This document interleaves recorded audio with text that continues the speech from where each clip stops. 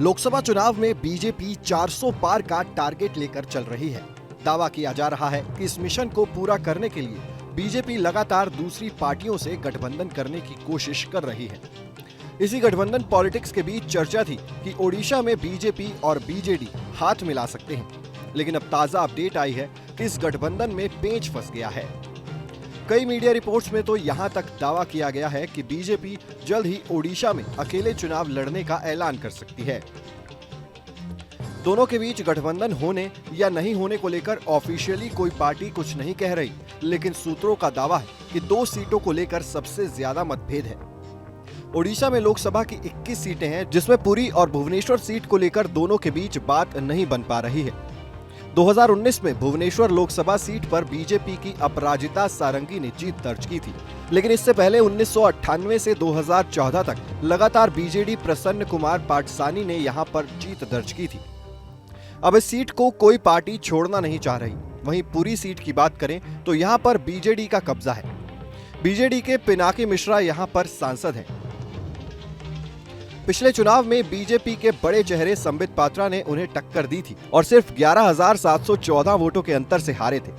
हालांकि इस सीट पर पिनाकी मिश्रा लगातार 2009 से जीतते आ रहे हैं। अब इन दोनों सीटों पर बातचीत नहीं बन पा रही है। दावा तो यहां तक किया जा रहा है कि विधानसभा सीटों को लेकर भी पेंच है। ओडिशा विधानसभा में 147 सीटें हैं। सूत्रों के अनुसार बीजेडी 100 से ज्यादा सीटों की मांग कर रही थी, जबकि बीजेपी इतनी ज्यादा सीटें देने पर राजी नहीं थी। समाचार एजेंसी पीटीआई के मुताबिक ओडिशा के बीजेपी प्रदेश अध्यक्ष मनमोहन सामल ने कहा है कि गठबंधन को लेकर कोई बात नहीं हुई है। हम चुनाव में अकेले उतरने वाले हैं। हम राज्य में आगामी लोकसभा और विधानसभा चुनावों के लिए अपनी तैयारियों पर केंद्रीय नेताओं के साथ चर्चा करने के लिए दिल्ली गए थे। बैठक के दौरान किसी भी पार्टी से गठबंधन या सीट बंटवारे पर कोई बातचीत नहीं हुई। बीजेपी दोनों चुनाव अपने बल पर लड़ेगी, यानी कि साफ है बीजेपी गठबंधन की बातचीत होने से ही इनकार कर रही है। बीजेपी और बीजेडी गठबंधन के कयास इसलिए भी थे क्योंकि 1998 में बीजेडी का गठन हुआ था और तब से लेकर 2009 तक उन्हें लोकसभा और विधानसभा चुनाव बीजेपी और बीजेडी ने साथ लड़े थे। दोनों के गठबंधन को शानदार सफलता मिली थी। बीजेपी और बीजेडी ने मिलकर 1998 लोकसभा चुनावों में 21 में से कुल 16 सीटें जीती।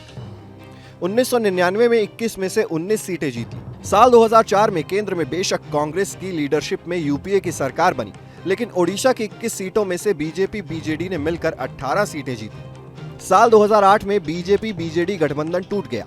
इसका परिणाम ये हुआ कि बीजेडी ने अकेले 14 सीटें जीती, जबकि बीजेपी को एक भी सीट नहीं मिली। 6 सीटें यूपीए और 1 सीट सीपीआई को मिली।